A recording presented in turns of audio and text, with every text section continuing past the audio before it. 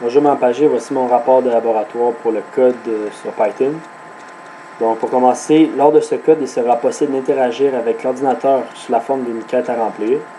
Le code est composé de runput, de fonctions, de loop et ainsi que d'une liste pour rendre celui-ci le plus intéressant possible à jouer pour l'utilisateur. Plusieurs difficultés ont été surmontées lors de la construction de celui-ci, mais le produit fini est presque parfait à quelques erreurs près. Des améliorations seront proposées pour rendre le code le plus intéressant possible et empêcher de petites erreurs à ruiner l'expérience. Pour cette introduction, ce code a pour but de créer une histoire que, tout dépendamment de la réponse que l'utilisateur va donner, cela va engendrer une histoire différente en conséquence de cette réponse. Le problème à résoudre est de se rendre à la fin du jeu, à la fin du code, sans mourir pour recommencer au dernier point de sauvegarde. L'utilisateur doit donc se rendre à la dernière fonction du code. Ce code a plus de 10 façons de se terminer. Il peut donc aussi être intéressant pour l'utilisateur de trouver toutes les façons de terminer ce code, que ce soit en mourant ou en gagnant celui-ci. Chaque décision de l'utilisateur va donc décider de la fin de celui-ci. Ce code comprend des fonctions, des listes et des loops pour rendre celui-ci le plus performant possible. En une phrase, le but du code est donc de passer tous les niveaux de celui-ci et d'arriver à la fin sans devoir recommencer. Donc pour mieux décrire ça, peu importe la réponse que l'utilisateur va donner au runput, l'histoire va toujours avoir un cheminement différent, peu importe la réponse que celui-ci va donner. Donc les résultats, je vais vous les montrer ou je vous les renverrai. Pour la discussion, voici les résultats voici un défi que j'ai rencontré lors de la construction du code. Dû au grand nombre de fonctions, j'ai dû faire beaucoup de code dans chacune de celles-ci pour empêcher les typos.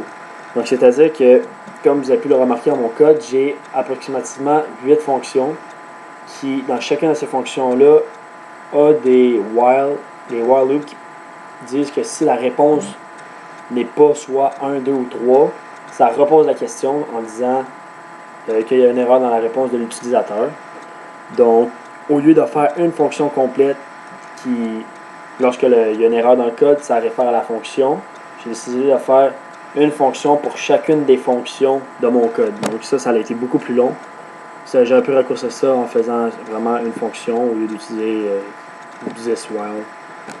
Ensuite, le deuxième défi que j'ai rencontré, c'est un défi du même type, c'est un système de sauvegarde pour pouvoir recommencer au dernier stage.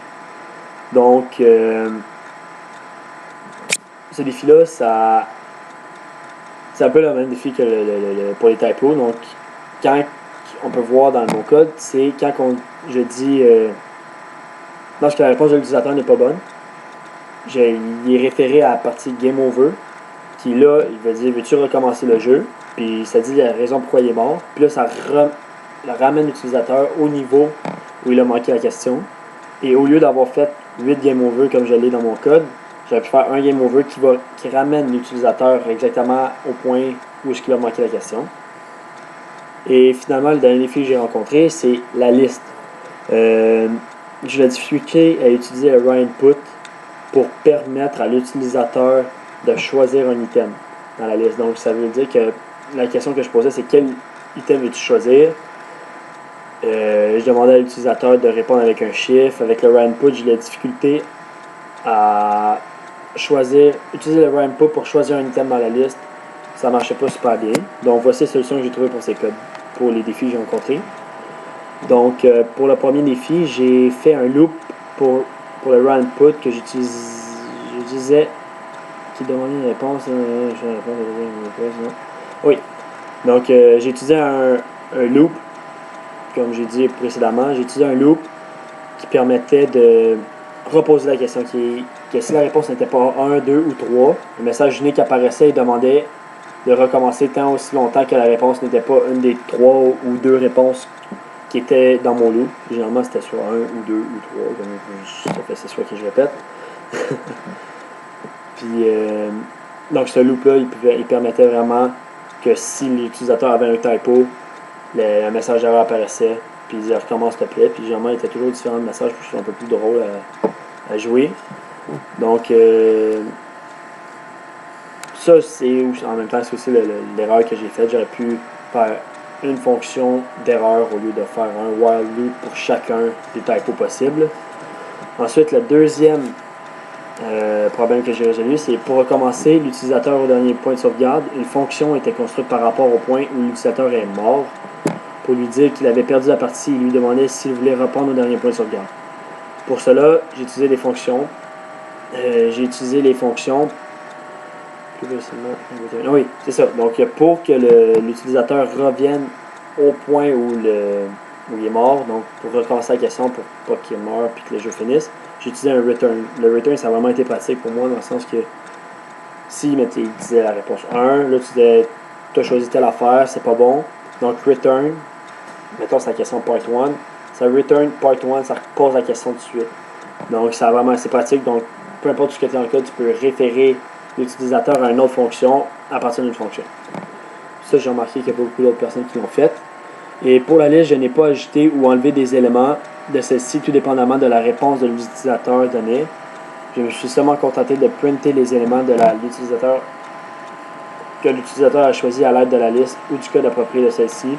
J'ai la difficulté à construire la liste, donc j'ai vraiment décidé de couper l'importance de celle-ci dans mon code, dans le sens que je voulais vraiment utiliser le raw input de l'utilisateur pour choisir un item dans la liste, mais c'était difficile de convertir le raw input en code que je mettais en crochet pour qu'il aille chercher l'élément dans la liste. Donc j'ai vraiment décidé de couper ma liste. Il y a 2 éléments dans ma liste qui m'amenaient à des fausses fonctions qui t'amenaient à une mort certaine. Donc les 3 autres éléments qui restaient, c'est sûr, les 3-4 autres éléments qui restaient, c'est sûr que l'utilisateur le nommait. Donc la seule chose que ma liste servait, c'est vraiment à répéter. Donc l'utilisateur me disait une réponse, puis là je répétais sa réponse à l'aide de la liste. J'aurais pu pousser ça plus, mais j'ai la difficulté à comprendre comment ça marchait. Et ensuite, pour la structure du code, j'ai principalement utilisé des fonctions pour mener d'une fonction à l'autre.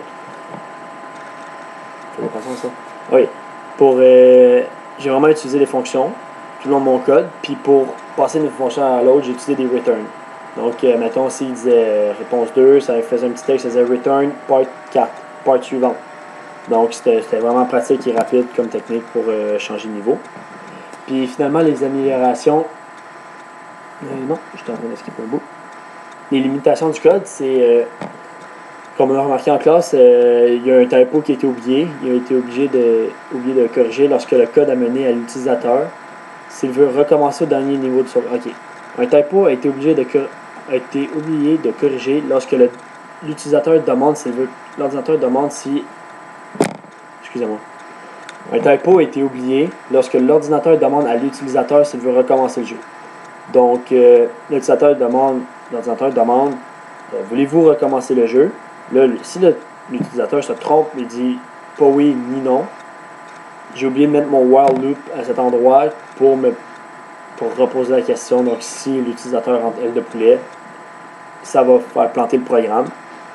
Donc, cette erreur a plus facilement été évitée de la même technique que j'ai utilisée pour tout le reste du programme, c'est-à-dire mettre un while loop qui repose la question, qui dit si la réponse n'est pas ça ou ça, reposer la question indéfiniment. Ensuite, la limitation. Oui, une limitation, ça c'est pas une limitation pour l'utilisateur, mais une limitation par rapport au code. C'est la complexité que j'ai mise dans celui-ci pour qu'il n'y ait pas de typo. Au lieu de mettre une dizaine de fonctions de plus ou des loops, j'aurais pu créer une seule fonction pour empêcher les typos. Donc, vraiment, au lieu de mettre les while loops à chaque fois que je posais une question avec un input pour m'assurer que la réponse était soit telle affaire, j'aurais pu faire une fonction que si la réponse n'est pas telle affaire, return erreur, puis le message d'erreur apparaît, veuillez recommencer. Puis ça a été beaucoup plus facile de faire ça de cette façon-là que de simplement de reposer la question un million de fois et de réécrire le while loop une dizaine de fois. Et finalement, les améliorations que j'aurais pu apporter au code, c'est premièrement corriger les typos sur mon code, donc c'est-à-dire refaire un while loop. Créer une technique plus facile pour empêcher les typos, du genre faire une fonction typo au lieu d'une seule fonction typo au lieu d'en faire une dizaine. Même chose pour le retour dernier point de sauvegarde, au lieu de faire 8 fonctions supplémentaires pour reprendre au dernier niveau. J'aurais pu trouver un moyen de faire une seule fonction qui ramène l'utilisateur au dernier niveau avant de mourir. Finalement, j'aurais pu améliorer la liste que j'ai utilisée pour la rendre plus importante à l'histoire au lieu de simplement nommer des éléments que l'utilisateur a choisis. Créer un système de sac que l'utilisateur peut utiliser quand il le souhaite, comme Christophe a fait. J'ai vraiment aimé son idée, dans le sens que l'utilisateur, si mettons, il arrive devant un rocher, j'aurais pu utiliser que peu importe lorsqu'il rentre le mot sac, son sac qui sort, puis là, il peut utiliser ses items. Ça a été une bonne amélioration que j'aurais pu apporter au code, au lieu de simplement juste énumérer ce que l'utilisateur a choisi. Et finalement, en conclusion, ce code permet d'interagir avec l'utilisateur sous forme d'une quête.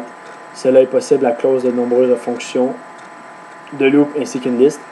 J'ai décidé de faire ce type de code pour faire différent de mon ancien programme et de permettre de mieux maîtriser Python et ses fonctions. Donc une quête était différente que de l'ancien code de mathématiques que j'ai décidé de faire.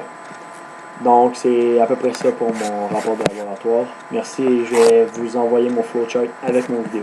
Merci.